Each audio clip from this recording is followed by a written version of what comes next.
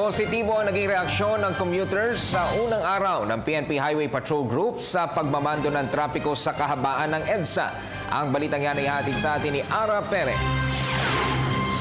Binigyan ng mataas na grado at commuter ang mga kasapi ng PNP Highway Patrol Group sa kanilang unang araw sa kahabaan ng EDSA. Simula kasi ngayong Setyembre, ang uniformed men na ito na ang sisita sa traffic violators at magmamando sa checkpoints sa naturang kalsada. Magandang unang araw. Sana tuloy-tuloy itong ganito para maganda yung ng mga tao. Kasi baka mamaya unang araw lang to. Tapos sumunod na araw, ibalik na naman sa pangit na. Sana tuloy-tuloy lang to. Ganitong operation.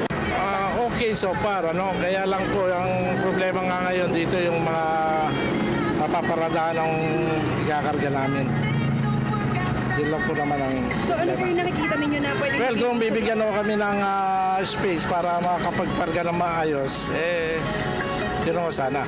Okay naman po, kaya pagbigyan lang makapagkarga ng kahit mga 1 minute pa lang. Ganun. Kasi mayroon pagkarga, masisira yung gulay.